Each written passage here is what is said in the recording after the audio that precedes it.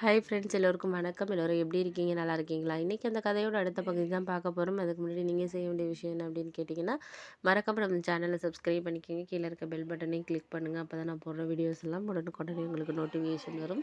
So மறக்காமல் சேனலை subscribe பண்ணிவிட்டு வீடியோ பாருங்கள் ஃப்ரெண்ட்ஸ். வாங்க நம்ம கதைக்குள்ளே போகலாம். அதுக்கப்புறம் நான் யோசித்த விஷயம் நம்மளை எல்லா விஷயத்துலையுமே இந்த மாதிரி முடிவெடுக்காமல் விடுறது சரியில்லை அப்படிங்கிற ஒரு இது மட்டும் தான் எனக்கு தோணுச்சு. ஏன் அப்படின்னா, நம்ம ஸ்கூல் படிக்கிறதா இருக்கட்டும், அடுத்தது காலேஜ், வேலை எல்லா விஷயத்துலையுமே அவங்க சொன்ன விஷயத்த தான் நம்ம கேட்டுட்டு இருந்திருக்கோமே தவிர, நமக்குன்னு ஒரு சுயமா எந்த ஒரு முடிவுமே எடுக்கல. அது எடுக்க முடியாத காரணம் நம்ம ஒழுங்கா சரியில்லையோ அப்படிங்கிற மாரி யோசிச்சேன். அதுக்கப்புறம் என் அண்ணன் கூட சொன்னாரு, "ஏன் எப்ப பார்த்தாலும் அம்மா, அப்பா சொல்றதையே எல்லா விஷயத்தையுமே நீ இது பண்ற? என்ன எடுத்துக்க நான் அவங்க சொல்லுவாங்க, நான் அத கேட்பேன். ஆனா என்னோட டிசிஷன் தான். நீ படிச்சதுக்கு இந்நேரம் வேற ஊர்ல போய் வேலை பார்த்துருந்தேன்னா, இந்நேரம் மாசம் 50,000 60,000 சம்பாரிச்சுட்டு இருந்திருக்கலாம் உனக்குள்ள டேலண்ட்டுக்கு. ஆனா எதுவுமே நீ இது பண்ணாததுக்கு காரணம் இன்னைக்கு நீ ரொம்ப கஷ்டப்படுறதுக்கு காரணம் அவங்க பேச்சை கேட்குறது மட்டும்தான்." அப்படிங்கிற மாதிரி சொன்னோன்னே, அதுவும் உண்மைதான். எதா இருந்தாலும் சில விஷயங்கள நம்மளால சமாளிக்க முடியல தான். எனக்கும் நானும் யோசிக்கிறேனே, அதை பற்றி தான் இப்போ யோசிக்கிறேன்.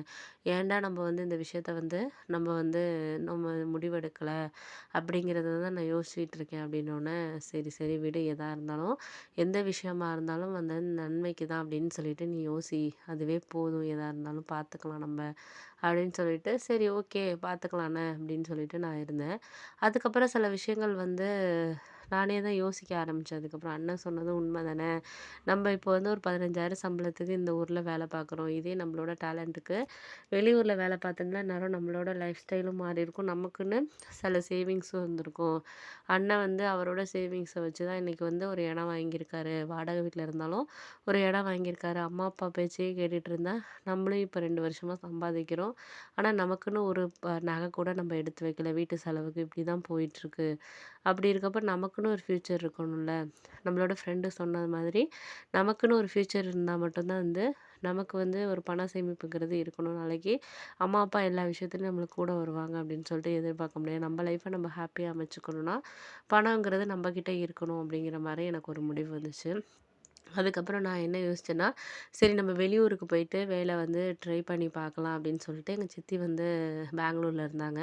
அவங்க வீட்டுக்கு நான் போறேன் அப்படின்னு சொல்லிட்டு அம்மாட்ட சொன்னதுக்கு, "அதெல்லாம் வேண்டாம். இங்கேயே இந்த சம்பளமே போதும்." அப்படின்னாங்க. நான் சொன்னேன், "நான் போயிட்டு தேடி பார்க்குறேம்மா. எனக்கு ஜாப் கிடைச்சிச்சுன்னா நான் கண்டிப்பா போவேன். இந்த விஷயத்துல உங்க பேச்ச நான் கேட்குற மாரி இல்ல." அப்படின்னு சொல்லிட்டு, அப்புறம் சித்திக்கு நான் ஃபோன் பண்ணி பேசினேன். அவங்களும், "நீ வா, நான் தானே இருக்கிறேன்." அண்ணன்லாம் சித்தி பசங்கள்லாம் அவங்கலாம் ஹைதராபாத் அதில வேலை பார்த்துக்கிட்டு இருந்தாங்க. ஒரு அண்ணனுக்கு கல்யாணம் ஆயிடுச்சு. இன்னொருத்தர் அவரும் வெளிநாட்ல இருக்காரு. அதனால சித்தி மட்டும் தான் இருந்தாங்க தனியா. அதனால நான் போனேன் அவங்க வீட்டுக்கு. சொந்த வீடு தான், வாடகைலாம் இல்ல. போனதுக்கப்புறம் சித்தி என்ன சொன்னாங்கன்னா, "இது மாதிரி நான் தான் உன்ன 1 வருஷத்துக்கு முன்னாடியே நீ படிப்பு முடிச்ச உடனே நான் உன்ன கூப்பிட்டேன். இப்போ கூட 1 வருஷத்துக்கு முன்னாடி உனக்கு நான் கால் பண்ணி பேசுறப்ப என்ன சொன்னேன்?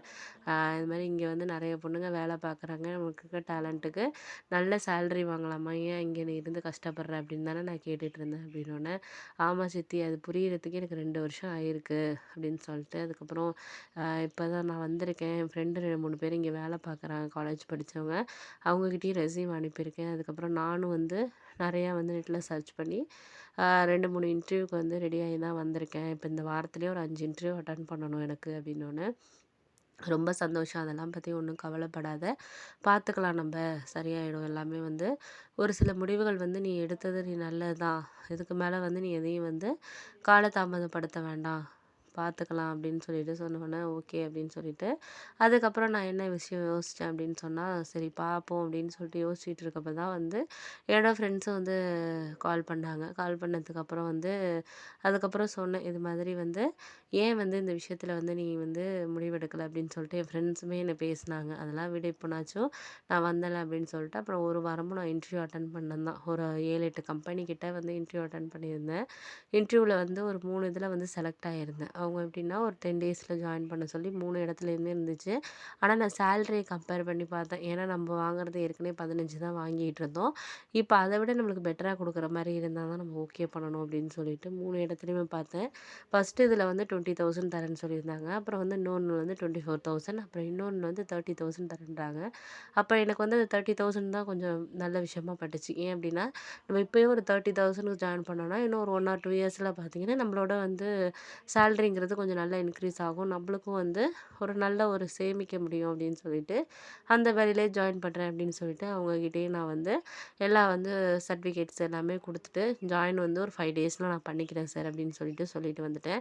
அப்ப சித்திக்கிட்ட அந்த விஷயத்த சொன்னோனே ரொம்ப சந்தோஷப்பட்டாங்க. "பாத்தியா உனக்கு வந்து இப்ப டபுள் மடங்கு வந்து சேலரி கிடைச்சிருக்கு. இத நீ வந்து ஒரு 2 வருஷத்துக்கு முன்னாடியே ட்ரை பண்ணியிருந்தேன்னா, இந்நேரம் ஒரு 50,000க்கு மேல சேலரி வாங்கிட்டு இருந்திருப்ப பாத்தியா?" அப்படின்னோனே, "ஆமா சித்தி அது உண்மதான்" அப்படின்னு சொல்லிட்டு, அதுக்கப்புறம் வந்து அம்மாவுக்கும் ஃபோன் பண்ணி இந்த விஷயத்த நான் வந்து சொன்னேன்.